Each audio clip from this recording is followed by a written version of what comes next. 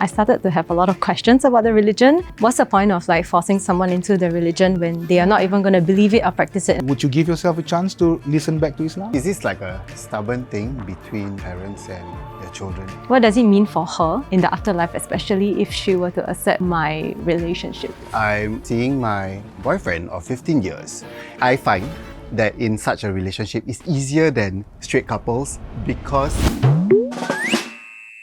Hi, welcome to another episode of Pantang, where we talk about things that sometimes people are a little bit afraid to, but here, we're not. I'm Azura. And I'm Fauzi. Today we are going to talk about love. Oh. Love is supposed to be very simple until you realize it comes with family opinions, cultural rules, and a lot of expectations. Is it really supposed to be that hard? But you know, sometimes people also say like, is just love enough? I like that. That's why today we are talking about love under expectations. Whether your heart chooses someone your family or culture might not be ready for. And today with us we have Sakinah. Sakinah, who knows quite a bit about this herself. Tell us a little bit about yourself, Sakinah. So I'm currently 29 years old and I'm a PT, a personal trainer. And yeah, I'm in an interreligious, interfaith relationship, interracial as well. And next we have our expert, Uztaz Fizah Zainal. He's our religious teacher for today. Thanks so much for joining us today. Thank you for inviting. Today we're going to talk about very, very difficult topics. I can foresee that. We hope you are ready for the grilling of the day. Correct, because we don't have the answers to it and we're hoping that you have some answers for us. Yeah. Okay, So let's hope so. Okay, Yeah. so here at Pantang, we're driven by cards that will give us questions and we'll be answering them in levels. Shall we start with the first one? Let's go. Alright, let's go with the first question, which is, what do you think your family expects from you when it comes to love?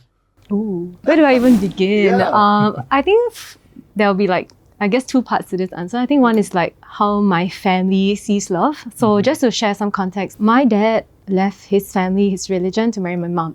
Okay. Yeah, so on one half, I feel like there's this understanding that you do what you need to do for love. Okay. But there's another side to the story where my mom grew up in a very religious family, and then she feels that the concept of love and family has to come with marrying someone of the same faith. I feel like I have two perspectives when it comes to like love and family.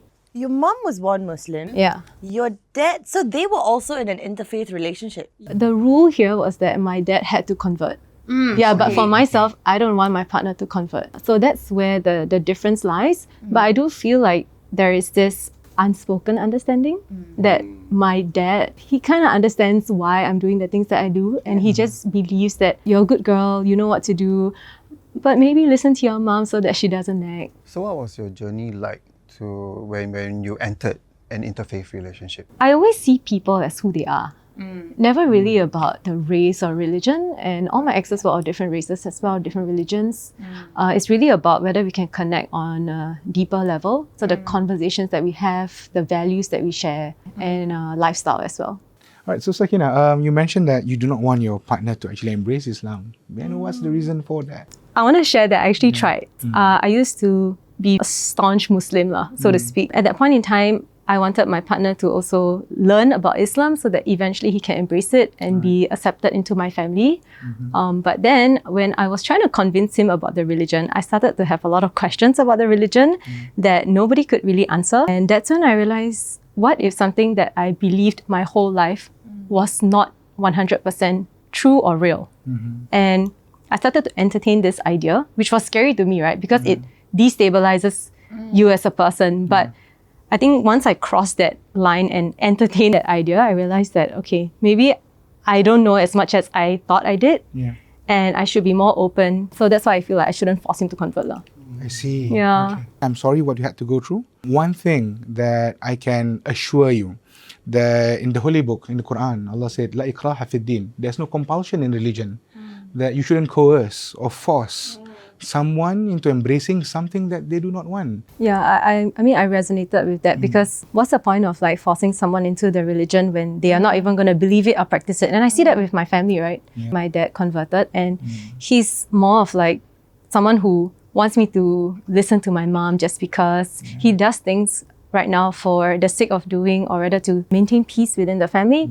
But I don't feel like there is that buy-in Yeah, so yeah. I'm sorry to hear that. Given the chance, if religion can be re-explained and done right again, would you give yourself a chance to listen back to Islam? This is a question like almost for all of us actually.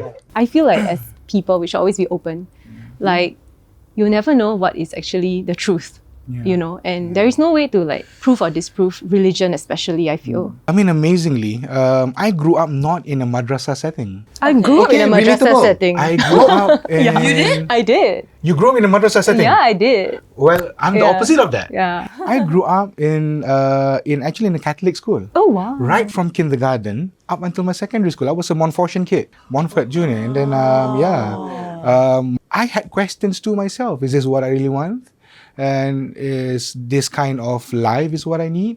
Because my dad was not enforcing upon me religiosity, but I explored myself. So for me, I went through the hard time of discovering Islam and I enjoyed it. I have a lot of questions actually. I also So have a lot of many. questions, yes. Okay, you go first. Ustaz, I think first of all, to me, or what my beliefs are, is that I don't think any religion, teaches you to be a bad person. Obviously. My issue with it actually is the people who complicate it. There's a lot of blurring of lines between culture, religion, tradition. I feel like they should be separate. Yeah, obviously, yeah.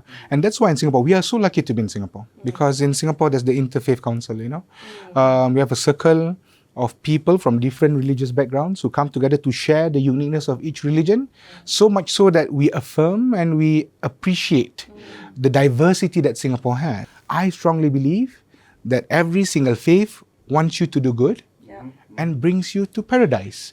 But the package is different and the experience will be different. What is the purpose of faith? I always believe in this, what my teachers taught me, is that worry ends when faith begins. Wow, Ustaz, you are such a poet. Because okay, so it's amazing. It's beautiful how you really encompass everything into one. I also empathize with Sakinah actually. I'm seeing my boyfriend of 15 years. He's Chinese. And of course, I find that in such a relationship, it's easier than straight couples because There are those expectations of, are you gonna, get married? yes. Are you gonna progress further in this relationship? correct. Yeah. Yes. And there are some days when even if I said, okay, if I was a straight person, if let's say my partner is Chinese, what if there was no religion in this world? Wouldn't it be easier? So it's such a difficult thing to thread. I mean, at the end of the day, that's life. That's how life is. Each and every single one have our own inclinations, what we believe in. And that's what makes life interesting. Let's move on to card number 2. That says, what's something you wish your family understood about your relationship or your feelings? I think when I talk about relationship, mostly I'm referring to my mom. I guess I hope that she understands that my relationship with my partner is a legitimate one. It's not like temporary. She has this idea that you guys are in it like for fun, and then when you're serious to settle down, then you just let me know and I'll find you like a Muslim man. Yeah, but the thing is like, this is a legitimate relationship. and I hope to be taken seriously. At the beginning, right, or throughout your relationship and throughout trying to, introduce him to your family, getting your family to understand, what was the experience like? Actually, Ellen has met my parents and they love him. But it's just this thing that's ringing in her mind that I can like who he is as a person, but he's just not Muslim. He can be like the perfect man. He can be a doctor earning like $1 million. But because he's not a Muslim, he just cannot pass this like test for her. I wish that she had a bit more of an open mind to understand that there's so much more to a person than just a religion. Ustaz, do you think it's like, parents, they want to wish the best for you? Is this like a stubborn thing between, parents and their children? It's indeed a tightrope. And what Sakinah has gone through, perhaps if I can share, I've never shared this before. When I was in secondary school, I actually had a close friend. Her father was practicing and preaching pastor in one of the churches in Singapore. We were close and eventually I met the father as well. But like any parents would actually say that, you are a good guy, you are close friends, but do not go beyond, just friends. Because I have rules in my house. And I see that you are close with my daughter. For me, whatever my mum or my late dad would say would actually constitute as something I believe is good for me, like what you said. And ever since then, I distanced myself away from my friend. In Sakinah's case, perhaps, I believe you tried your very best to speak to them. Yeah, I just want to add, right? Yeah. I think I believe that the reason why she's rejecting is not personal, but it's obligatory. Like, she feels that if she were to accept, she's doing the religion like some sort of like injustice. sinning. Yeah, correct. And I don't think she's ready to like bear that responsibility. So that's why it's so confusing and conflicting for her. And I'm sure it's very difficult as well. I have a question for Sakinah actually. My parents are a lot more open with my sexuality and my Chinese partner, and they actually call him, hey, your boyfriend, is he okay? They ask for his well-being and stuff like that. Would it help if your parents had this change in them? What would you feel? Like to make me feel like they understand my relationship. We've been together for almost 3 years. So because of the longevity of the relationship, they see like, okay, maybe this is something serious. But when it comes to them entertaining the idea of introducing this interreligious relationship to my mom's extended family, then in that sense, she's reminded of like, okay, no, I cannot.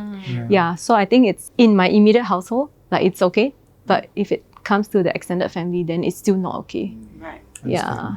Sakinah, I have another question. What will change if they accept your relationship now? Well, a lot of things. So, first thing is that I view like family love like all in one. Because right now I'm staying alone with Alan because of the fact that, they don't really accept my relationship with Alan, and I want to create the space for us to like grow together also.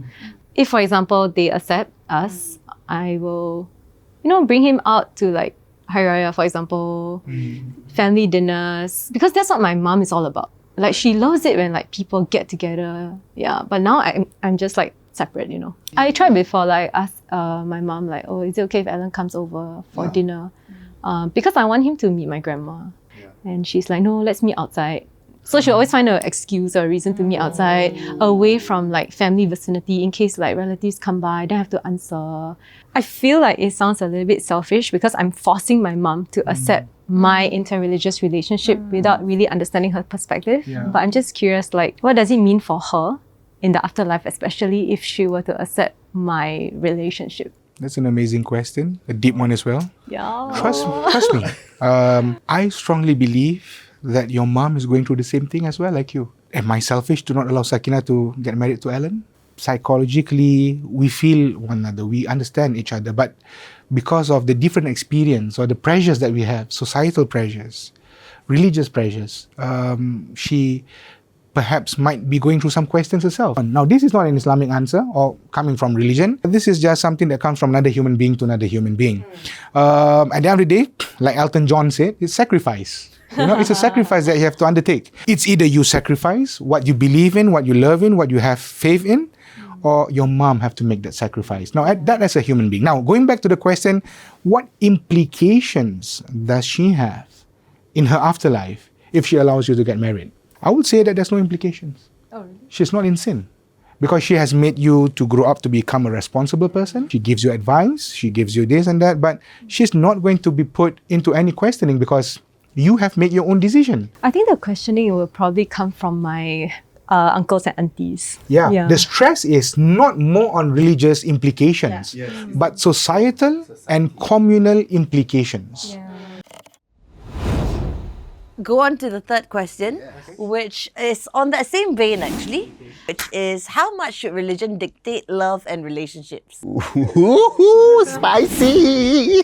Well, I would not say that religion should dictate. I mean, I'm speaking for Islam over here. Love is something which is very sacred. Love is not just something about romance. The Prophet ﷺ himself had wives, and he got married not only just because of love, but to protect the ladies within the community as well. With regards to this question, Islam already has principles or traditions that a Muslim must embrace with regards to choosing a partner in the Quran, in the Hadith, or the Sunnah of the Prophet, peace be upon him. Can I ask why? Like, why does this exist? It's not just about a marriage between two persons. It's a marriage between two families. A marriage in Islam is not just about you and your partner. It's about your families. It's about your belief system. Also, it's about to, ensuring that the family or the institution that you build on is one that is built on faith to protect you. So I have so many questions, but the main question is, what would be the main reason why we are telling our kids to marry of the same faith? Because that is what has been constituted in the religion. It's not what we say, it's not what I say, it's what the religion has set for us. So is this like faith, blind faith? No, I don't think it's blind faith. Blind faith is you being forced to embrace, like I said, coercion or compulsion in embracing something.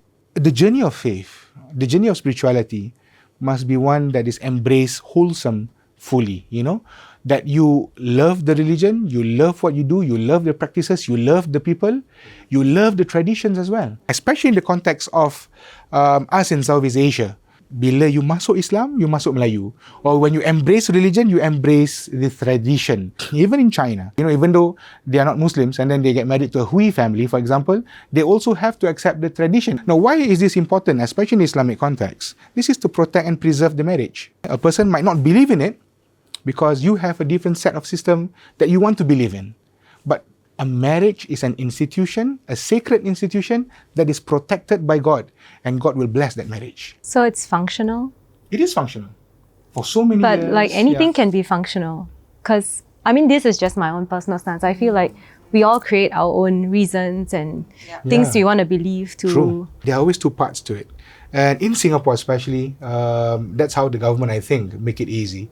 So, if you don't fall within the parameters of the Islamic marriage, you can always register your marriage in the civil court. In that case, we are in a good place in a society that can do that. The only backlash is, of course, societal and communal. What's the religion's perspective of me or any Muslim doing a ROM? Like a civil marriage.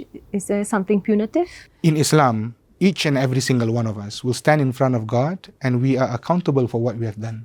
Trust me, God is fair enough. God knows what happens. God knows what you're going through. God knows what you have been undertaken by yourself, your decisions in life.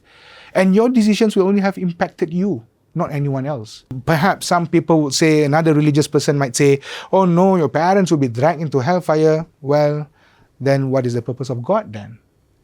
The whole idea of God is Allah is Ar-Rahman Ar-Rahim. God is all forgiving, God is all knowing, God is all seeing. And of course, your mom will not be punished for things that she has not done. But again, the implications will be not more from God himself, but I strongly believe it's communal and societal. I say this and I pray with the best faith in my heart that may God make you strong and may God make your mom and dad strong. Because whatever decisions that you undertake is a responsibility that you undertake upon yourself. And no one can coerce and force you upon something which you don't believe in. Ustad, I have a question, right? Sure, Zura. On the flip side of things. Okay. We've also seen people who believe that, dating is haram and they need to make it as halal as possible. I've heard of people who, say things like, if it's willed for them by God, it will work out. But I think religion says it needs to come with effort. You can't just sit at home and pray to be a millionaire. It's not going to happen, right? It has to come with effort, right? So there are people who believe that, that it makes them a better Muslim when they don't date. What's your take on this? A lot of people have a misconstrued idea of what religion is all about, what Islam wants you to do. Like, for example, some people will not be happy with me for appearing in such a program like this. Some staunch people will say that, this is not an Islamic program. What are you doing there? But if that's the case, how does Islam grow and how does love grow? My whole amanah or responsibility is to make people understand that Islam is a religion of mercy, that Islam is a religion that is part of everyday's life. And we coexist together, especially in the context of Singapore. When I was younger, I have had uncles and aunties that say, you don't eat at the kopitiam. Why? You cannot eat with non-Muslims. Why? Because if you're eating your halal mee rebus and then you're eating with a Chinese friend, what if the bakwa or it's the older generation thing. It's haram, stuff like that. Now, what I've learned from my teachers is that halal and haram is not just about food. Halal and haram is not just about the religious context. Halal and haram also goes into protecting and safeguarding people's interests and people's emotions. Haram is haram. But what will that person learn if I say, no, I'm denying you? I always believe in this. Your experience built you up in life. For example, someone who's so far away from religion can be a person who eventually will be the closest to God. Even if you call yourself religious at the end of the day and you are overzealous, at the extent of you reject people, you hurt people, you make people sad, you make people be shunned away from the religion, that's not what religion is all about. Religion is to make people come together. Religion is supposed to make people love each other. Religion is supposed to make you appreciate life as it is and to help those in need. Not a person that is bleak, so dark, don't want to be together with other human beings, then that's not religion. I have a final question. $5. Oh, $5? 50 we'll give you. To follow up on what you just said, just to close this all up, right? In the instance of an interfaith relationship, what would you say is the best way around this situation? Very interesting question. Again, I cannot define what a person should do or what they must do. But let me tell you a story about how Islam looks at interfaith relationships or friendships. Sayyidina Umar, he came to Jerusalem to reopen back Jerusalem for the Muslims. He landed at the Church of the Holy Sepulchre. And then the pastor who was in charge of the Church of the Holy Sepulchre was asking, "So Umar, would you like to pray in the church because now Jerusalem is yours?" And Umar said, "No, because your space of worship is your space of worship. I will pray at the streets." So he took a stone from the doors of the Church of Holy Sepulchre, he threw it, and wherever the stone lands, that's where he's going to pray. And eventually it landed right beside the Church of the Holy Sepulchre, and he prayed over there. And the pastor was saying, then this should be your mosque. Your mosque and our church should be side by side, because this is what Jerusalem should be. And that's why up until today, there are different quarters in the old city of Jerusalem. Why? Because they learn how to coexist. We do not force you to embrace religion, but of course we have our own perimeters. Likewise, any other religion also have their own perimeters.